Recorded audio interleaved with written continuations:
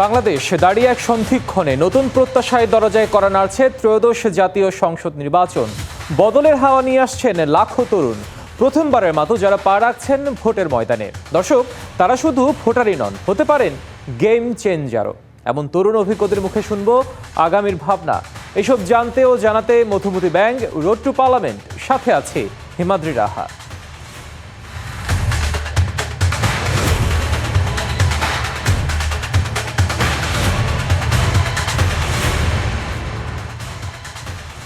দর্শক, আজকে আমরা রোড টু পার্লামেন্টে আলোচনা করব ফেনী জেলার 1, 2 ও 3 সংসদীয় আসন নিয়ে। জানবো তরুণ ও সাধারণ মানুষের কথা, সেই সাথে জানবো আসনগুলোতে রাজনৈতিক দলগুলো মনোনীত প্রার্থী, মনোনয়ন প্রত্যাশীদের নির্বাচনী ভাবনা। দর্শক, আগে যেমনটি জানিয়েছি মধুমতি ব্যাংক রোড টু পার্লামেন্টে আজকে আমরা আলোচনা করব ফেনী জেলার সংসদীয় আসন 1, 2 ও 3 নিয়ে। আমরা আলোচনায় যাবার আগে এই 3 সংসদীয় আসনে বিগত দিনগুলো নির্বাচনে তারা নির্বাচনী পরিসংখ্যানগুলো আমরা একটু গ্রাফিক্স কার্ডের মাধ্যমে দেখে আসতে চাই। দর্শক, নির্বাচনী বছর 1991 সালে ফেনী 1 আসনে বিএনপির ধানের শীষ প্রতীকে বেগম খালেদা জিয়া 36,375 ভোট পেয়ে তিনি সেখান থেকে নির্বাচিত হন এবং তার নিকটতম প্রতিদ্বন্দ্বী ছিল আওয়ামী লীগের নৌকা প্রতীকে জাকারিয়া ভূঁইয়া। তিনি 23,250 ভোট সেখান থেকে পান। আমরা পরের নির্বাচনী বছরের দিকে যদি একটু তাকাই, নির্বাচনী বছর 1996 সালে সেই আসন থেকে বেগম খালেদা জিয়া 65,086 ভোট পেয়ে তিনি সেখান থেকে নির্বাচিত হন। আর ওয়াজিউল্লাহ ভূঁইয়া ছিল তার নিকটতম প্রতিদ্বন্দ্বী, তিনি আওয়ামী লীগ থেকে নৌকা প্রতীকে 24,438 ভোট সেখান থেকে পান। ফেনী 1 আসন 2001 সালেও সেখান থেকে বিএনপি চেয়ারপারসনে সেখান থেকে তিনি নির্বাচিত হন। আপনারা জানেন যে সেটি তার নির্বাচনী এলাকা এবং প্রত্যেকবারে তিনি সেখান থেকে বিপুল ভোটে জয়লাভ করেন। তার নিকটতম প্রতিদ্বন্দ্বী সেবারও ছিল লেফটেন্যান্ট কর্নেল জাফর ইমাম, তিনি আওয়ামী লীগ থেকে 36,763 ভোট তিনি সেখান থেকে পান।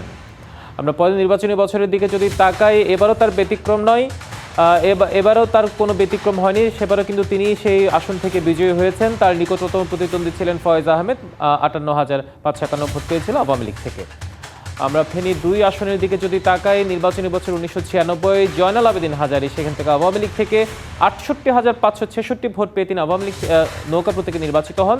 তার নিকটতম প্রতিদ্বন্দ্বী ছিল ফেরদৌস আহমেদ কোরেশি, তিনি বিএনপির ধানের শীষ প্রতীকে 62,647 ভোট তিনি সেখান থেকে পান।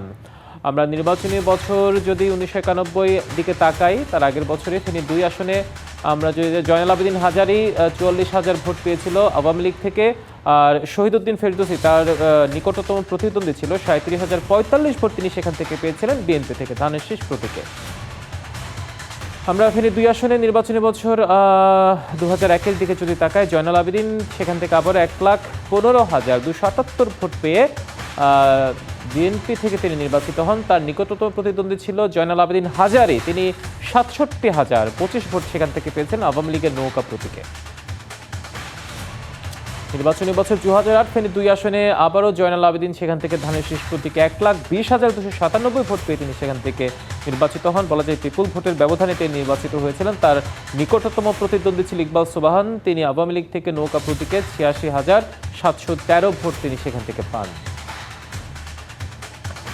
নির্বাচনী বছর 1991 সালে ফেনী 3 আসন থেকে মাহবুবুল আলম, তিনি বিএনপির ধানের শীষ প্রতীকে 40,406 ভোট তিনি সেখান থেকে পেয়েছিলেন এবং তার নিকটতম প্রতিদ্বন্দ্বী ছিল ABM তালেব আলী, তিনি আওয়ামী লীগ থেকে নৌকা প্রতীকে 34,640 ভোট তিনি সেখান থেকে পেয়েছিলেন। আমরা পরবর্তী নির্বাচনী বছর 1996 সালের দিকে যদি তাকাই, তিনি 3 আসন থেকে মোশাররফ হোসেন, তিনি বিএনপি থেকে 58,406 ভোট পেয়ে তিনি সেখান থেকে নির্বাচিত হন। তার নিকটতম প্রতিদ্বন্দ্বী ছিল নৌকা প্রতীকে জয়নাল আবেদিন হাজারী, 42,182 ভোট তিনি সেখান থেকে পেয়েছিলেন।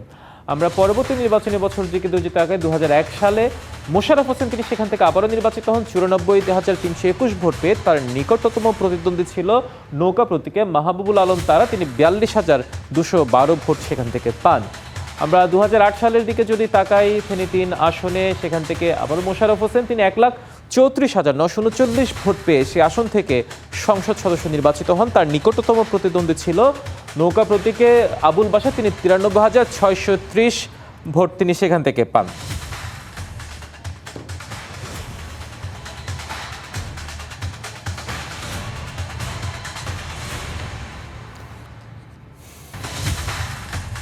দর্শক, আমরা এতক্ষণ ফেনীর সংসদীয় আসনগুলোর বিগত দিনগুলোর রাজনৈতিক নির্বাচনী পরিসংখ্যানগুলো দেখছিলাম। এখন এই মুহূর্তে আমরা এই আসনগুলোতে আগামী ত্রয়োদশ জাতীয় সংসদ নির্বাচনে রাজনৈতিক দল যেগুলো আছে তাদের মনোনীত প্রার্থী যারা আছে বা মনোনয়ন প্রত্যাশী যারা আছে তাদের কথাগুলো আমরা একটু শুনে আসবো।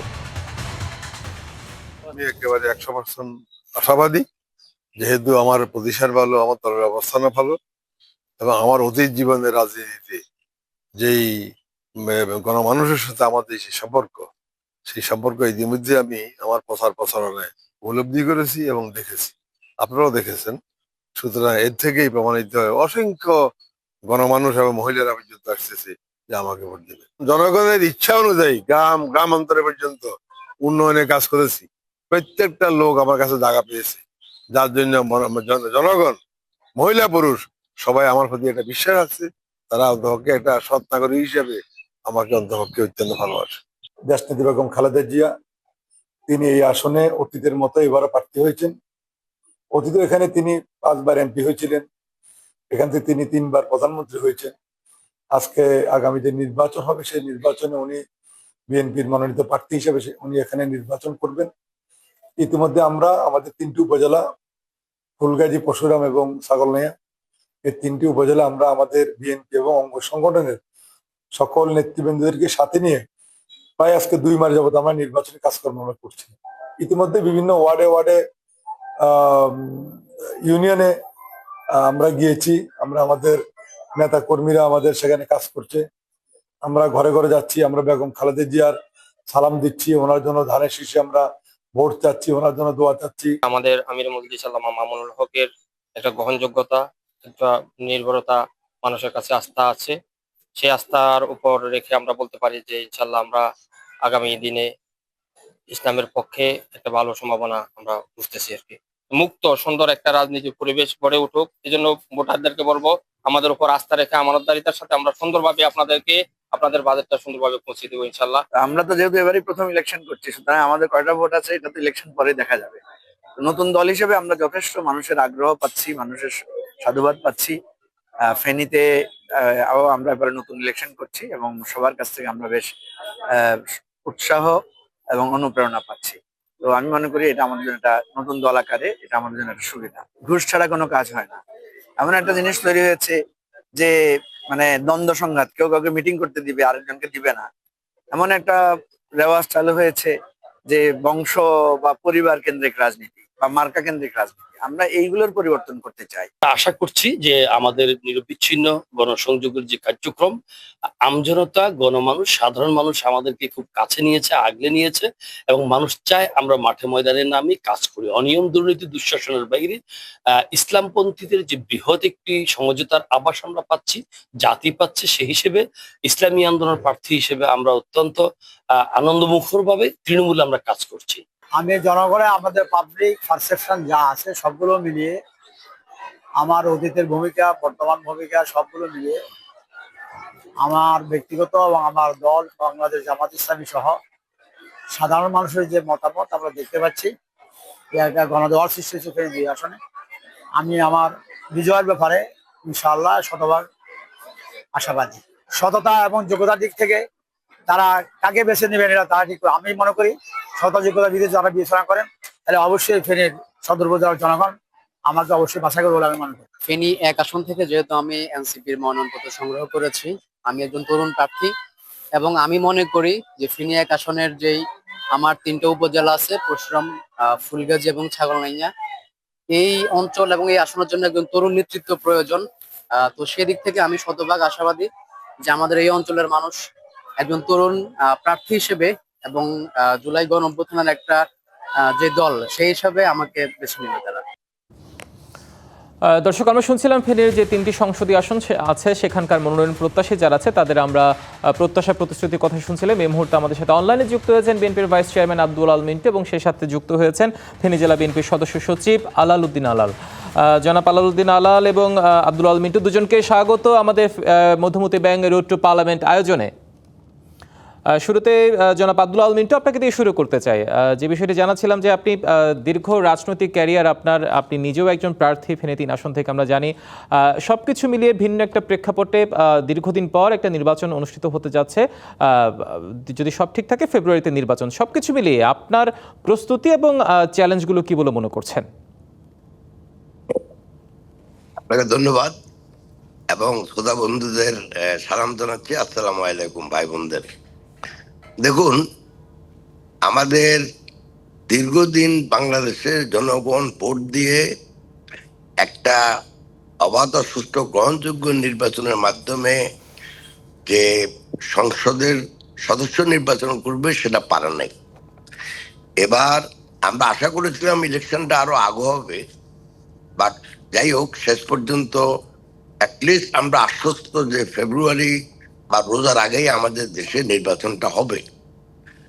তো আমি প্রথমে আমার দলের প্রাপ্ত চেয়ারম্যান এবং দলের স্ট্যান্ডিং কমিটির সদস্য এবং দলের নেতাদের আমি ধন্যবাদ জানাই এবং কৃতজ্ঞতা জানাই যে আমাকে ফেনী ৩ থেকে নির্বাচন করার জন্য ওনারা প্রাথমিকভাবে মনোনীত করছেন। তো আমি আমার ফেনী ৩-এর 2টা উপজেলার নেতা কর্মীদের সাথে আমি সার্বক্ষণিক যোগাযোগে আছি। আমি সহসাই আমি ফেনী 3-এ যাব, সোনাগাজী এবং দাগনভূঞাতে, এবং আমি গিয়ে আমি সাধারণ ভোটারদের সাথে আলোচনা করব। আমি আশা করি আমার যে নির্বাচনী ক্যাম্পেইন সেটার একটা নীতি আমরা নির্ধারণ করব, কিভাবে আমরা আমাদের এই নির্বাচনটা পরিচালনা করব। তো এই মুহূর্তে আশা করি আমি এমন কোনো সমস্যা দেখছি না। তো আমরা আমাদের কাজকর্ম চালিয়ে যাচ্ছি এবং ভবিষ্যতেও চালিয়ে যাব, এবং শিডিউল ডিক্লেয়ার করার পরে আমরা আইন কানুন মেনে সর্বতভাবে আমাদের নির্বাচন আমরা পরিচালনা করব। আমরা আমাদের ক্যাম্পেইন পরিচালনা করব যাতে করে ঠিক মতো নির্বাচনটা হয় এবং মানুষ যেন ঠিক মতো ভোট দিতে পারে। নিশ্চয়ই। আপনার কাছে আরেকটি প্রশ্ন রাখতে চাই জনাব আব্দুল আল মিন্টু। আপনি একসময় ঢাকার সিটি কর্পোরেশনের মেয়র হিসেবেও অনেকটা এগিয়েছিলেন, চেষ্টা করেছিলেন। আপনার বেশ কিছু গবেষণাও আছে কর্পোরেশন এলাকা পরিচালনার বিষয় নিয়ে। সেই অভিজ্ঞতাগুলোকে নিজ এলাকায় কিভাবে আপনি সেই পরিকল্পনাগুলো প্রয়োগ করতে পারেন, বা সেই বিষয়টা যদি একটু বলেন আমাদের। এখন তো ওই যে সময় আমি ক্যাম্পেইন করেছিলাম আমার নিজের জন্য ঢাকা সিটি মেয়র, অথবা আমার বড় ছেলে 2বার দাঁড়িয়েছিল ঢাকা সিটিতে মেয়র ইলেকশনের জন্য, অথবা আপনি যদি ধরেন আমার পিতা 2বার উপজেলা চেয়ারম্যান করেছিলেন এবং জিতেছেন দাগনভূঞা উপজেলা থেকে। তখনকার সাথে এখন একটু তফাৎ আছে, কারণ এখন তো আপনার এই প্রযুক্তির যুগ এবং আমাদের ছেলে মেয়েরা অনেক ভোটার প্রযুক্তির সাথে অনেক বেশি পরিচিত। তো এবারে আমরা ক্যাম্পেইনটা এমন ভাবে সাজাচ্ছি যেন আমরা প্রতিটি ভোটারের সাথে আমরা একটা যোগাযোগ করতে পারি। প্রতিটি ভোটার যেন আমাদের যারা যারা নির্বাচন করতেছে তাদের মধ্যে ভবিষ্যতে আমাদের পরিকল্পনাকে সেটা বুঝতে পারে, জানতে পারে। সেজন্য আমরা আমাদের ক্যাম্পেইনটা সাজাচ্ছি। আশা করি শিডিউল ডিক্লেয়ার হওয়ার সাথে সাথে আমরা পূর্ণ উদ্যমে আমাদের ক্যাম্পেইন পরিচালিত করবো ইনশাল্লাহ। নিশ্চয়ই। অর্থাৎ আপনারা একদম তৃণমূলে পৌঁছানোর চেষ্টা করছেন। কিন্তু আরেকটি বিষয় যেটা আমরা জানি যে আসলে বড় রাজনৈতিক দল, বিভিন্ন দল, উপদল, উপগ্রুপ, আমরা দেখি নির্বাচন আসলে সেটাও হয়তো কেউ মনোনয়ন প্রার্থী যারা থাকে, মনোনয়ন বঞ্চিত যারা হয়, তাদের মধ্যে একটা বাদানুবাদ থাকে। সেই জায়গাটা আপনারা কিভাবে এক জায়গায় করার চেষ্টা করছেন? আমি ফেনী 3-এ আমি অন্য কোনো আসন নিয়ে কথা বলবো না এই মুহূর্তে। ফেনী 3-এ অন্য কোনো প্রার্থী কোনো কিছু করতেছে এরকম কিছু আমার জানা নাই। আমি মনে করি যে অতএব এটা নিয়ে আমাদের অন্যান্য যে জায়গা যেটা আপনি ইঙ্গিত দিচ্ছেন সেই ধরনের সিচুয়েশন তো আমি ফেনী 3-এ দেখি নাই। অতএব এটা নিয়ে বলার কিছু নাই আমার। নিশ্চয়ই, অর্থাৎ আপনার কাছে যে প্রশ্নটা আমরা রেখেছিলাম সেটা হচ্ছে বিভিন্ন সময় আমরা দেখি বড় রাজনৈতিক দলে দলাদলি থাকে, এটা আমরা দেখতে পাই, সেটা হয়তো একটা সময় গিয়ে নির্বাচনী সময়টা আসলে হয়তো ঐক্যবদ্ধ হয়ে যায়। সেই প্রত্যাশা হয়তো আপনার আসনে নেই, কিন্তু অন্য আসনগুলোতে আমরা বিভিন্ন সময় দেখেছি। সেই নিরিখে আপনার কাছে প্রশ্নটা রেখেছিলাম। আরেকটি প্রশ্ন আপনার এই মুহূর্তে যুক্ত করতে চাই যে 31 দফা আছে, সেই 31 দফাটা নিয়ে আপনারা কতটা তৃণমূলে পৌঁছাতে পারছেন? আর জনগণ, আমরা নির্বাচনের অনেকে অনেক কিছুই বলে, প্রত্যাশার সাথে কিন্তু প্রাপ্তির একটা ফারাক থেকে যায়, সেই জায়গায় আপনি জনগণকে কিভাবে আশ্বস্ত করবেন আপনার এলাকার? আমার একটা পারিবারিক ইতিহাস আছে আমাদের এলাকাতে, বিশেষ করে আমাদের দাগনভূঞাতে। ধরেন আমার পিতা তো 2 বার উপজেলা চেয়ারম্যান ছিলেন। একটা উদাহরণ দিচ্ছি, আমার পিতা যখন প্রথম উপজেলা নির্বাচন হয়, নির্বাচনে উনি জিতেন, চেয়ারম্যান নির্বাচিত হন, তখন আমাদের দাগনভূঞাতে তখন 97টা সাঁকো ছিল। আপনার সাঁকো বুঝুন কিনা জানেন না, ওই জানবো না, বাঁশের সাঁকো ছিল। যে বাঁশের সাঁকো ছিল। এই 96টা থেকে যখন আমার পিতা শেষ যখন উপজেলা চেয়ারম্যানশিপ ক্যান্সেল করে দেয় বিএনপির আমলেই, তখন মাত্র 4টা ছিল। সে 4টাতে এখন আমিও সাহায্য করছি বা সহায়তা করছি, সহযোগিতা করছি, টাকা পয়সা দিয়ে না, সরকারের সাথে আলোচনা করে। এখন সে 4টাও আমাদের এখন ব্রিজ হয়ে গেছে। তো কথাটা এই জন্য বললাম যে আমার পিতা বলেন বা আমার ভাই মেয়র ছিল দাগনভূঞা পৌরসভার। তা আমাদের একটা মানুষের সাথে একটা ঐতিহাসিক ভাবে একটা পরিচিতি আছে, ওরা জানে আমাদের ব্যাকগ্রাউন্ড। এই দৃষ্টিকোণ থেকে আপনাকে বললাম যে দাগনভূঞা এবং সোনাগাজীর বর্তমানে যে সমস্যাগুলো আছে, ধরেন রাস্তাঘাটের উন্নয়ন বলেন বা আমাদের সেখানে একটু নদী বেষ্টিত এলাকা, এগুলির প্রোটেকশন বলেন, আমরা এগুলির দিকে নজর দিব বেশি, এবং মানুষের জীবনমান যেন উন্নয়ন হয়। তো জীবনমান তো 2টো উপজেলা আপনি করতে পারবেন না, সেটা দেশের সার্বিক উন্নয়নের সাথে জড়িত। আমি আশা করি, বিকজ মানুষের সাথে আমরা পরিচিত আছি, সোনাগাজী এবং দাগনভূঞা মানুষের, জনগণের সাথে, ভোটারদের সাথে, আমি আশা করি আপনার যে প্রশ্ন রাখলেন সেটার আমাদের উত্তরে কোনো বেগ পেতে হবে না, কারণ সবাই বেসিক্যালি আমাকে চিনে। তো সেই দিক থেকে আমি আমি কোনো প্রতিদ্বন্দ্বীকে সহজ মনে করতেছি না, কিন্তু প্রতিদ্বন্দ্বিতা করেই এবং ভালো ক্যাম্পেইন প্রচারণা চালিয়ে আমরা মনে করি আমরা কৃতকার্য হব, এই আশা আমি করি। এবং প্রত্যাশার সাথে প্রাপ্তির একটা সমন্বয় ঘটবে। যেহেতু প্রতিদ্বন্দ্বিতার কথা বলে ফেলেছেন, আমি সেই জায়গায় একটু আপনাকে আরেকটি প্রশ্ন রাখতে চাই, সেটা হচ্ছে দীর্ঘ সময়ের জোটসঙ্গী এখন আপনাদের মুখোমুখি আছে জামায়াত, এছাড়া অন্যান্য দলও আছে, সবকিছু মিলিয়ে পরিবেশটাকে কতটা চ্যালেঞ্জিং মনে হচ্ছে আপনার? আমি আমাদের দাগনভূঞা সোনাগাজীতে পরিবেশ নিয়েও আমি চিন্তিত নই। আমার সাথে আমাদের জামাতের প্রতিদ্বন্দ্বী জনাব মানিক সাহেবের কথা হয়েছে, ডক্টর মানিক। আমরা ভালো মতো কথা বলছি, একে অপরকে শুভেচ্ছা জানিয়েছি। তো আমাদের ওখানে আমি কোনো সমস্যা দেখি না। এই হলো মানে ওনারা ওনাদের ক্যাম্পেইন করবো, আমাদের ক্যাম্পেইন করব। জনগণ অবাধ ও সুষ্ঠু গ্রহণযোগ্য নির্বাচনে যাকে ইচ্ছা তাকে ভোট দিবে, আমরা সেটাই প্রত্যাশা করি। আমি মনে করি আমাদের যেই যেই যারা প্রতিদ্বন্দ্বিতা করছেন ওদের সাথে কোনো সমস্যা নাই আমাদের। নিশ্চয়ই একটা সৌহার্দের রাজনীতির চর্চা আপনারা করে আসছেন, সেটা নিশ্চয়ই ভবিষ্যতেও করে যাবেন। একটা শান্তিপূর্ণ নির্বাচনের মাধ্যমে যে বিজয়ী হোক, নিশ্চয়ই জনগণের জন্য আপনারা কাজ করবেন। আপনাকে অসংখ্য ধন্যবাদ আমাদেরকে সময় দেওয়ার জন্য, জনাব আব্দুল আল মিন্টু। আপনাকে ধন্যবাদ। দর্শক, এই পর্যায়ে আমাদের সাথে আরেকজন অতিথি যুক্ত আছেন, বিএনপি সদস্য সচিব ফেনী জেলার আলাউদ্দিন আলাল। আপনাকে স্বাগত মধুমতি বেঙ্গলুরু টু পার্লামেন্টে। আপনার কাছে যে প্রশ্নটি রাখতে চাই, দীর্ঘদিন ধরেই আপনি মাঠের রাজনীতিতে সংযুক্ত আছে, তো মাঠের রাজনীতির নিরিখে যদি আপনার অভিজ্ঞতার আলোকে যদি বলতে চাই, সামনে নির্বাচন, আপনাদের জেলা বিএনপিতে যারা মনোনীত প্রার্থী আছে সবার জন্য কতটা চ্যালেঞ্জিং মনে হচ্ছে এবং প্রস্তুতি কেমন আছে? ধন্যবাদ। আমাদের ফেনী 1 আসন, যেহেতু আমাদের দেশনেত্রী বেগম খালেদা জিয়া এখানে নির্বাচন করবেন এবং উনি অতীতেও 5 বার নির্বাচন করে বিজয়ী হয়েছেন, এটা ফেনী 1 আসন। এখানে আমাদের তেমন কোনো চ্যালেঞ্জিং বিষয় না। আর আমাদের দল এখানে পুনর্গঠিত দল, এবং তৃণমূল পর্যায় পর্যন্ত আমাদের দল পুনর্গঠিত আছে। ইনশাল্লাহ ফেনী 1 আসনে আমাদের নির্বাচন টিম আমাদের কাজ করতেছে। আমাদের ঢাকা মহানগর দক্ষিণের আহ্বায়ক রফিকুল আলম মজনু কাজ করতেছেন উনি। তো মোটামুটি আমাদের এক আসনটা আপনি ধরে নিতে পারেন ওইখানে আমাদের মানে সবাই একসাথে কাজ করতেছে। ফেনীর 3 আব্দুল মিটু সাহেব যেটা বলেছেন যে ফেনীর 3-এ আমাদের মোটামুটি গোছানো, আমাদের নতুন কমিটি হয়েছে, এখানে আমাদের দল গোছানো হয়েছে, উনি সবার সাথে কথা বলেছেন এবং আমরা ইতিমধ্যে ফেনীর 3-এ আমি 2বারেও গিয়ে উঠান বৈঠক করে এসেছি।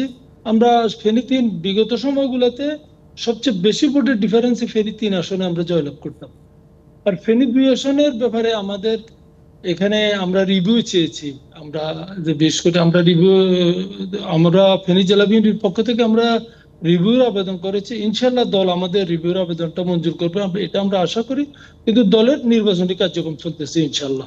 নিশ্চয়ই একটা বড় দল হিসেবে আপনাদের দলীয় নেতা কর্মীদের পাশাপাশি তৃণমূলের পাশাপাশি জনগণের একটা প্রত্যাশা থাকে, সেই প্রত্যাশার পারদের চাপও নিশ্চয়ই একটু বেশি থাকে। নির্বাচন আসলে সেই প্রত্যাশা একটু বেড়ে যায়, কারণ প্রত্যাশার সাথে প্রাপ্তির একটা সমন্বয় আপনাদের ঘটাতে হয় জনগণের প্রত্যাশার কাছে। সেই জায়গায় সেই নিরিখে আসলে আপনাদের প্রস্তুতি কেমন, আপনারা কতটা আশাবাদী?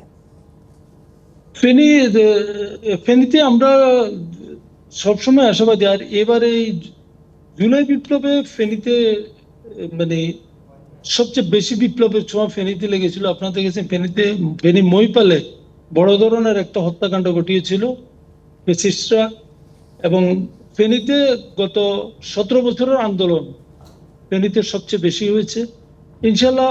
আর জেনজি যে নতুন প্রজন্ম, এই প্রজন্মের সাথে ফেনীতে আমাদের সম্পর্কটা সবচেয়ে ভালো এবং আমরা তাদেরকে বোঝার চেষ্টা করি এবং তাদের সাথে আমরা সবসময় ক্যাম্পিং এ আছি। ইনশাল্লাহ আমরা আশা করি আমরা 3টা আসনে পাবো, তবে ফেনীর 2 আসনটা আমরা রিভিউর জন্য আবেদন করেছি। নিশ্চয়ই, আপনাকে অসংখ্য ধন্যবাদ আলাউদ্দিন আলাল আমাদের সাথে মধুমতি ব্যাংক রোড টু পার্লামেন্টে এসে আপনার সময় দেওয়ার জন্য। ধন্যবাদ আপনাকে। দর্শক, আমরা কথা বলছিলাম ফেনী জেলা 2 এই নেতার সাথে। আমরা এই মুহূর্তে সময় হলো বিরতির, আমরা একটা বিরতি নিচ্ছি মধুমতি ব্যাংক রোড টু পার্লামেন্টের সাথেই থাকুন। দর্শক, আবারও স্বাগত জানাচ্ছি মধুমতি ব্যাংক রোড টু পার্লামেন্টে। এই পর্যায়ে আমাদের সাথে অনলাইনে যুক্ত হয়েছেন ফেনী জেলার এবি পার্টির সিনিয়র যুগ্ম আহ্বায়ক আফলাতুন বাকি। আফলাতুন বাকি, আপনাকে স্বাগত মধুমতি ব্যাংক রোড টু পার্লামেন্টে। জি, আপনাকেও ধন্যবাদ। আপনার কাছে যে প্রশ্নটি রাখতে চাই সেটা হচ্ছে, এবি পার্টি প্রথমবারের মতো সামনে একটি নির্বাচনে অংশ নেওয়ার সুযোগ এসেছে। ইতিমধ্যে আপনারা 109টি আসন, আমি যদি ভুল না করে থাকি, আপনারা প্রার্থীও দিয়ে দিয়েছেন। সবকিছু মিলিয়ে কেমন মনে হচ্ছে সামনে নির্বাচনী প্রত্যাশা বা চ্যালেঞ্জ সবকিছু মিলিয়ে? জি, আপনাকে ধন্যবাদ। আপনার মাধ্যমে দেশবাসী যারা শুনছেন, বিশেষ করে আমার ফেনী নির্বাচনী 2 এলাকার সমস্ত জনগণকে ধন্যবাদ। আমরা নতুন দল এবারে প্রথম আমরা জাতীয় নির্বাচনে অংশগ্রহণ করতেছি। ইতিমধ্যে আপনি যেটি বলেছেন, আমাদের 109টি আসনে প্রার্থী ঘোষণা হয়েছে। এর মধ্যে আমাদের ফেনীর 2 আসনে আমাদের দল সম্মানিত চেয়ারম্যান মহোদয় জনাব মুজিবুর মঞ্জুর সাহেব আনুষ্ঠানিকভাবে নির্বাচনের ঘোষণা দিয়েছেন। ইতিমধ্যে ফেনীতে একটি সাংবাদিক সম্মেলনের মাধ্যমে উনি ওনার নির্বাচনী প্রচারণা শুরু করেছেন। আশা রাখতেছি আমরা আগামী কয়েকদিনের মধ্যে উনি ফেনীতে আসবেন এবং আমরা তৃণমূল পর্যায়ে জনগণের দ্বারে দ্বারে যাব এবং ওনার জন্য আমরা ভোট কামনা করব। এখন পর্যন্ত মোটামুটি আমাদের লেভেল প্লেইং ফিল্ড এবং ভালো একটা পরিবেশ আছে বলে আমরা মনে করতেছি। নিশ্চয়ই, বিএনপির একটি শক্ত ঘাঁটি সেখানে আছে, আপনারা জানেন, আমরাও জানি। এবং সবচেয়ে বড় কথা হচ্ছে, দীর্ঘদিনের বড় বড় রাজনৈতিক দলগুলোর বিপরীতে কি আপনার নতুন একটি দল, সেই চ্যালেঞ্জটা কতটুকু আপনাদের কাছে? আরেকটি বিষয় যেটি জানতে চাই সেটি হচ্ছে, নানানভাবে শোনা যাচ্ছে হয়তো আপনারা জোটের সাথে গেলেও যেতে পারেন, সেই বিষয়ে কোনো সিদ্ধান্ত এখনো হয়েছে কিনা বা সম্ভাবনা কতটুকু? জি, আপনি প্রথম প্রশ্ন করেছেন যে ফেনীতে বিএনপির শক্ত অবস্থান, সেটা আমরাও মানি। ফেনীতে বারবার বিএনপির প্রতিনিধি নির্বাচিত হয়েছে। বিগত সময়ে আওয়ামী দুঃশাসন আমলে দিনের ভোট রাতে হয়েছে, রাতের ভোট দিনে হয়েছে। তারা ভোটবিহীন ভাবে তারা অবৈধভাবে ক্ষমতা দখল করেছিল, সেটা ভিন্ন প্রেক্ষাপট। শান্তিপূর্ণভাবে সুন্দর ইলেকশন যখনই হয়েছে তখন এখানে বিএনপি ফাঁস করেছে, বিএনপি অবস্থান এখানে ভালো। এর পাশাপাশি দীর্ঘমেয়াদে বিএনপি দেশে ক্ষমতায় ছিল, আওয়ামী লীগও ছিল। আমাদের নতুন দল মুজিবুর মঞ্জুর সাহেবের যে লক্ষ্য উদ্দেশ্য এবং উনি যে রুটম্যাপ গুলো ঘোষণা করেছেন, আমরা আশা করতেছি যে এই দেশের জনগণ মুজিবুর মঞ্জুর সাহেবের এই সমস্ত এই দেশ গঠনের, রাষ্ট্র মেরামতের যে রূপরেখা, এটা ভালোভাবে গ্রহণ করেছে। এবং এই তরুণ ভোটারদের একটা ভালো ধারণা আমাদের প্রতি আছে। তরুণ ভোটার যারা নতুন বাংলাদেশ নিয়ে আগামী স্বপ্ন দেখতেছে, তারা আমাদেরকে ভোট দিবে। সুতরাং আমরা মনে করতেছি যে আমাদের মোটামুটি কাঙ্ক্ষিত একটা সফলতার সম্ভাবনা ফেনী 2 আসনে রয়েছে। নিশ্চয়ই আরেকটি প্রশ্ন কিন্তু আপনার কাছে ছিল, সেটি হচ্ছে আমরা নানানভাবে হয়তো একটু মানে কথা হচ্ছে যে জোটের সাথে যুক্ত হওয়ার যায় কিনা বা জোট করবেন কিনা, এ ধরনের কোনো বিষয় এখনো সিদ্ধান্ত হয়েছে নাকি, বা যদি হয় তাহলে আপনাদের পরিকল্পনাটা কি?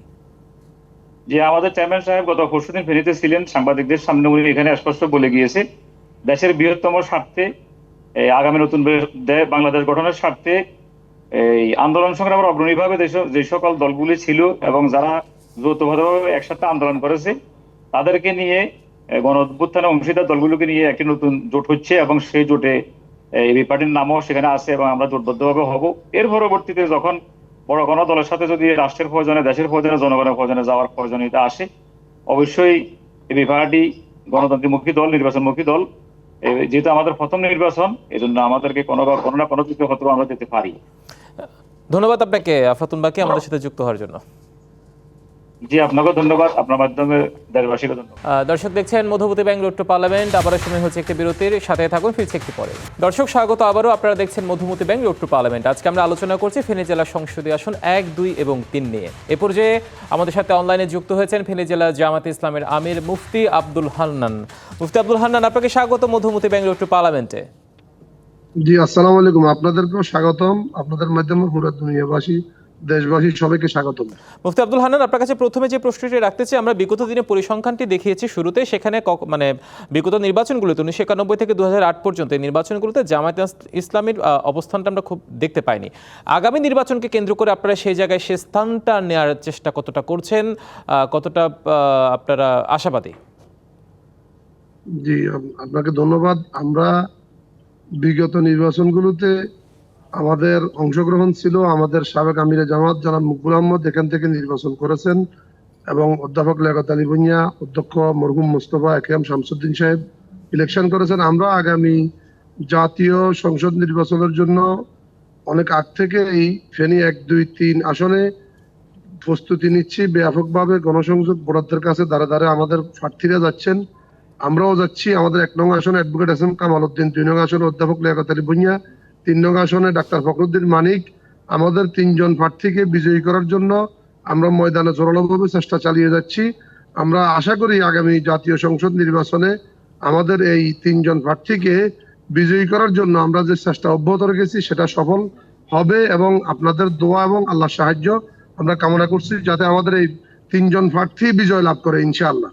নিশ্চয়ই, কিন্তু সাম্প্রতিক সময়ে আপনাদের দলের সিনিয়র কিছু নেতার বক্তব্যের কারণে জনমনে কিছুটা বিভ্রান্তি তৈরি হয়েছে, যেটা বলার অপেক্ষা রাখে না।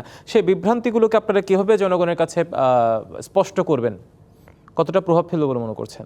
আমরা আমিরে জামাত থেকে শুরু করে আমরা বিভ্রান্তিমূলক বা বিতর্কিত কোনো কথাবার্তা আমরা বলি না, অথবা আমরা এই শুধুমাত্র দেশ এবং মানবতার সেবায় নিজেদেরকে নিয়োজিত রাখার চেষ্টা করছি। আমরা মনে করি আমাদের যেই 2024-এর 5 আগস্টের যেই গণ অভ্যুত্থান, সেই গণ অভ্যুত্থানে জামাত ইসলামী এবং ইসলামী ছাত্র শিবিরের গুরুত্বপূর্ণ ভূমিকা ছিল। বন্যা 24-এর বন্যায় আমরা ফেনীতে প্রায় 50 কোটি টাকার উপরে ত্রাণ তৎপরতা করেছি এবং এর আগে করোনার সময় আমরা বড় ধরনের সেবা এখানে আমরা দিয়েছি এবং সমাজ কল্যাণ, জনকল্যাণমূলক কাজগুলো আমরা ব্যাপকভাবে করে যাচ্ছি।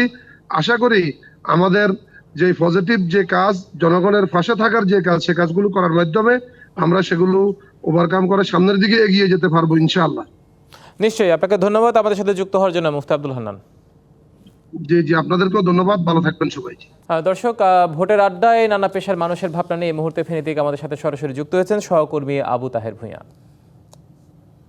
বাংলাদেশের একটি গুরুত্বপূর্ণ জেলা ফেনী। 6টি উপজেলা, 5টি পৌরসভা নিয়ে ফেনীর 3টি সংসদীয় আসন।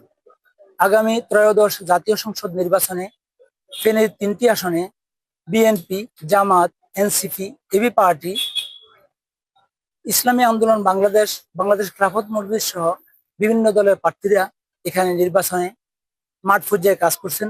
তারা ভোটারদের দ্বারা দ্বারা যাচ্ছেন, কিন্তু ভোটাররা কি ভাবছেন? রোড টু পার্লামেন্ট ফেনী থেকে আজ ভোটারদের ভাবনা নিয়ে যুক্ত হয়েছি আমি।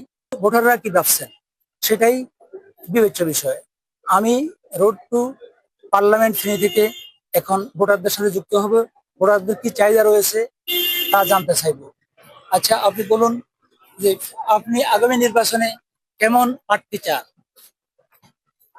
আমি একজন জনবান্ধব প্রার্থী চাই, উনি জনগণের জন্য কাজ করবে। উনি নিজের আখের গোছা এই দিকে না তাকিয়ে জনগণের দিকে ভাববে, জনগণের কি কি উপকার হয় এবং আমার ফেনী শহরের কি কি উন্নয়ন হয় সেগুলো নিয়ে ভেবে উনি আগামীতে কাজ করবে। এরকম একজন আমি জনপ্রতিনিধি চাই। ধন্যবাদ। তিনি চান একজন জনবান্ধব প্রতিনিধি।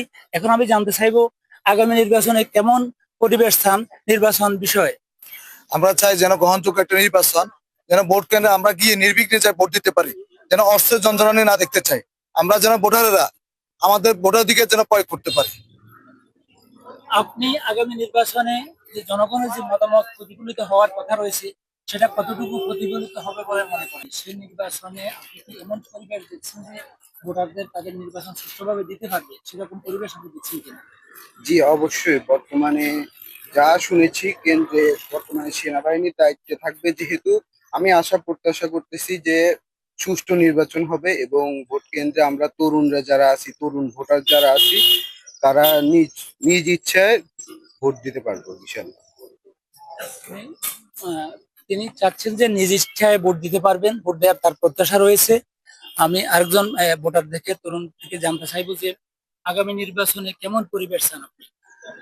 আমি চাচ্ছি যে এবারে নির্বাচনটা খুব সুষ্ঠুভাবে সরকার পরিচালনা করুক, আর আমাদের মা বোনরা সুষ্ঠুভাবে তাদের প্রার্থী নির্বাচন করে ধরেন যে তাদের প্রার্থী নির্বাচন করে যেহেতু ভোট দিতে পারে, আমি এই পরিবেশটা সরকারের কাছে চাচ্ছি আর কি।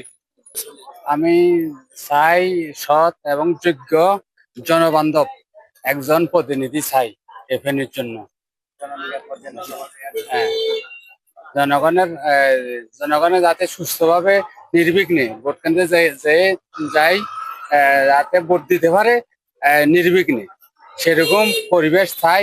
বোমাবাজি, সন্ত্রাসী, মারামারি, হানাহানি এরকম চাই না আমরা। আগে এগুলো অনেক কিছু, এখন আমরা এগুলো চাই না। এই সরকারের কাছে আমরা সুস্থ নির্বাচন দাবি করি। চায়ের আড্ডায় ভোটারদের সাথে যেটুকু আমাদের কথা হয়েছে, আগামী নির্বাচনে ভোটারদের প্রত্যাশা সৎ যোগ্য প্রার্থী নির্বাচিত হোক, ভোটাররা যেন সুষ্ঠুভাবে মা বোন নিয়ে তারা নির্বাচন কেন্দ্রে যেতে পারেন, এখানে কোনো বোমাবাজি যেন অস্ত্রবাজি না হয়, তারা নির্বিঘ্নে ভোট চান এবং এই ভোটের মাধ্যমে সৎ যোগ্য যেসব প্রার্থী নির্বাচিত হবেন তারা এলাকার উন্নয়নে কাজ করবেন। নির্বাচনের পূর্বে যারা যে প্রতিশ্রুতি দিয়েছেন তারা যেন তা বাস্তবায়ন করেন, এরকম প্রত্যাশাই রোড টু পার্লামেন্টে ফেনীবাসীর প্রত্যাশা। দর্শক, সহকর্মী আবু তাহের জানাচ্ছিলেন তৃণমূলের ভোটের ভাবনা। মধুমতি ব্যাংক রোড টু পার্লামেন্টে ছিল আজকের মতো। দর্শক, আমরা আগামীকাল যুক্ত হব রংপুর বিভাগের পঞ্চগড় জেলার মনোনীত প্রার্থী এবং সেখানকার ভোটারদের ভাবনাগুলো জানতে এবং জানাতে। সে পর্যন্ত থাকুন ডিবিসি নিউজের সঙ্গে।